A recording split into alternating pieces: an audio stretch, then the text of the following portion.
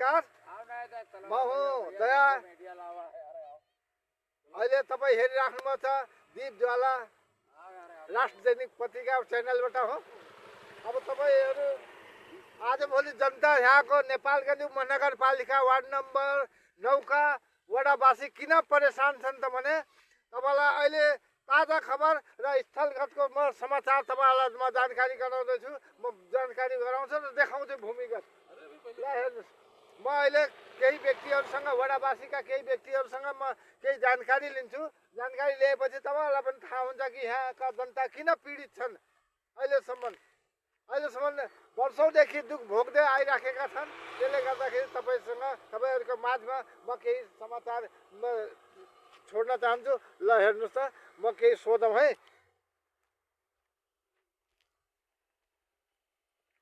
नमस्कार। नमस्कार। तपाईँको परिचय दिए पाउँ न। अभी वार्ड नंबर 9 शकील अहमद शेख बासी हूँ। तपाईँको यहाँ एरियामा चाहिँ के चिजको समस्या छ त? अरे हाम्रो एडीबीले चाहिँ नाला बनाएर आधा छोड़ दिएछ। अब यो पानी हम लोग खेतमा जान्छ अनि गन्दगी फोहोर हुन्छ अनि नाला भनेको यही हो, एडीबी को नाला हो। अनि अगाडि चाहिँ उता करबला पछाडि चिहान छ। अनि यहाँ बजारको सबै चाहिँ फोहोर ल्याएर यही फाल्छन्। फोहोर भनेको तपाईँको यहाँ यसो देखाउँ है, यो फोहोर हो है कि। ल तपाईँहरू हेर्नुहोस्, स्वच्छ समाज बनाउनको लागि दर्शक हामी चाहिँ मिडिया मार्फत पनि हामी चाहिँ सचेत गराइराखेका छौँ होइन। नागरिक र वडावासी सबैलाई चाहिँ सचेत गराइराखेका छौँ। तर यहाँ चाहिँ फोहोर यसरी विस्थापन गरिदिने ल्याएर अब कहाँबाट यहाँका यो आयो फोहोर कहाँबाट आयो होला त? यो बजारबाट ल्याएर फ्याल्छ। सब्जी मन्डी र त्यो मुर्गी काट्ने कुखुरा काट्ने होइन। यो कुखुरा सुखुरा काटेको छ, सब देखाएको छ। कुखुराको प्वाङ स्वाङ जम्मै देखाएको छ होइन। राति रिक्सामा अनि मोटरसाइकलमा ल्याएर अनि तपाईँलाई त यसमा यो बन्द होस् र यहाँ चाहिँ के चिजको तपाईँलाई समस्या, अरू केही समस्या छ त केही? अब यो गन्दगी हो, नालाको पानी बजारको धेरै आएर त खेतमा सब पुरै जान्छ। अनि अगाडि करबला छ, अब गन्दगीले बहुत समस्या छ। करबला यहाँ चाहिँ करबला भन्दाखेरि तपाईँहरूको ताजिया स्याजिया मोहरमको होइन सेलाउने होइन। यहाँ चाहिँ फोहोर भएपछि त्यो त धर्मस्थल हो, त्यो पनि होइन। त्यो धर्मस्थलमा चाहिँ ताजिया उजिया सेलाउनु पऱ्यो भने अप्ठ्यारो हुन्छ, फोहोर हुन्छ होइन। ल अरू केही समस्या छ तपाईँहरूको यहाँ? यो नाला बनाउनु एउटा हाई मासिया लगाउनु पर्यो। यो कहीँ गाउँको बाहिर हो, यहाँ राति पनि मान्छे आउँछन्, डर लाग्दो ठाउँ हो। अनि त्यो चोर पनि आउँछ राति आएर बस्छन्, बस्छन्।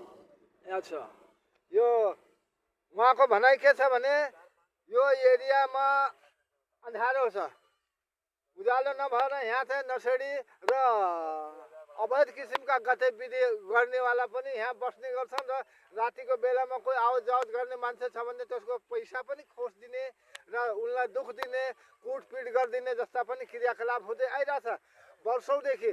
र यसमा चाहिँ यो नाला एडीबीले यहाँसम्म बनाएर यो हेर्नुहोस् त, एडीबीले चाहिँ यहाँसम्म बनाएर छोडिदियो। छोडेपछि यतापट्टि तपाईँको यो हेर्नुहोस्,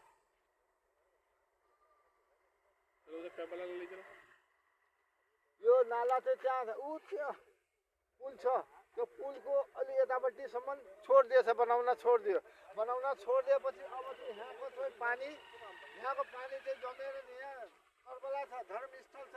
यहाँ चाहिँ ताजिया चाहिँ हाम्रा मुस्लिम दाजुभाइहरूले चाहिँ के गर्नुहुन्छ भने यहाँ चाहिँ आफ्नो मोहरमका दिनमा वर्षमा एकपटक हुन्छ, त्यसमा चाहिँ ताजिया सेलाउने गर्नुहुन्छ। र ताजिया सेलाउँदाखेरि चाहिँ फोहोरले गर्दाखेरि एकदम अशुद्ध बनाइराखेको छ।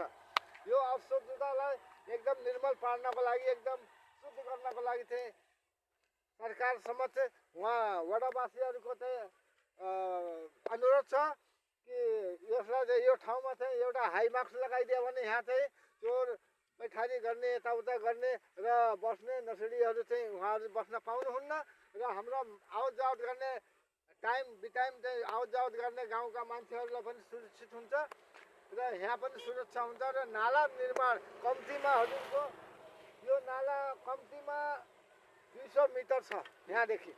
200 मिटर नाला दुवैतर्फको निर्माण यदि भइगयो भने यहाँको जनता र यहाँको वडावासीलाई चाहिँ सुरक्षा हुन्छ र हाम्रो यो कर्बला जुन उहाँहरूले भन्नुभयो नि त्यो कर्बलामा पनि फोहोर जान पाउँदैन र त्यो धर्मस्थल ठाउँ हो। धर्मस्थल त शुद्ध हुनु पर्यो।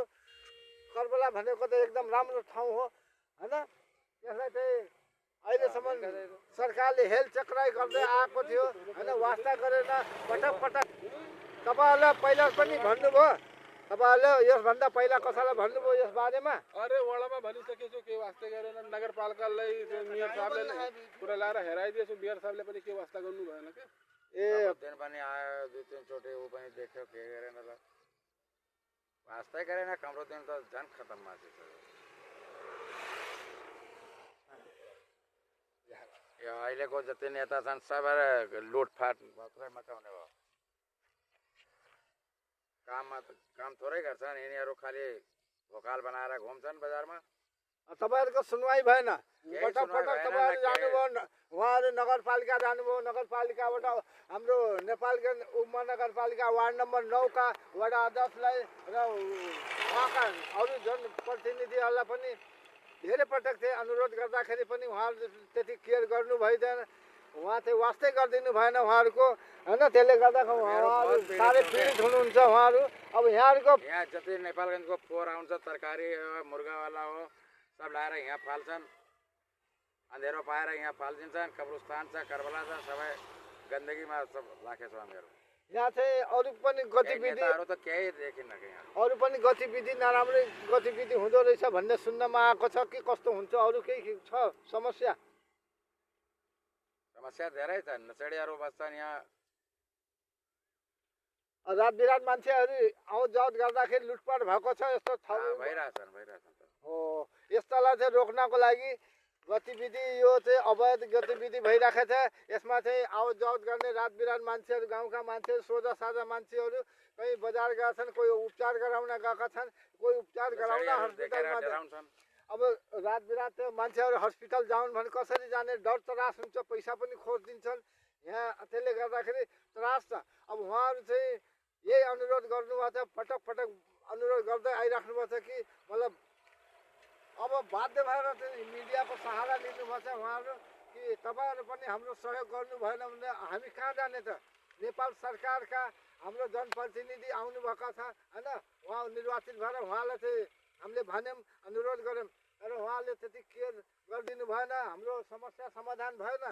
त्यसले गर्दाखेरि म तपाईँहरूलाई बोलाउँछु भनेर मलाई चाहिँ हाम्रो दीपज्वाला राष्ट्र दैनिक पत्रिकालाई हामीले यो च्यानल मार्फत चाहिँ हामीले समाचार प्रसारण उहाँहरूको गरिदिनुपर्छ भनेर उहाँले चाहिँ भन्नुभयो। त्यसले गर्दाखेरि म पनि आएको छु, उहाँको समस्या केही समाधान होस् यही च्यानल मार्फत, यही दीपज्वाला राष्ट्र दैनिकको पत्रिकाको च्यानल मार्फत यहाँहरूको समस्या समाधान होस् भनिकन म यो सरकारसम्म जाओस्।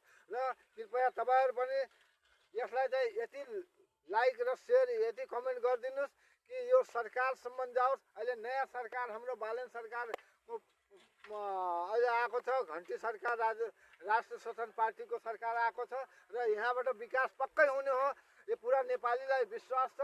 यसले गर्दाखेरि चाहिँ तपाईँहरू पनि सहयोग गरिदिनुहोस्। यसलाई यति फलो गर्नु, यति सब्सक्राइब गर्नु, यति सेयर गरिदिनुहोस् कि यो समस्या समाधान भइजाओस्।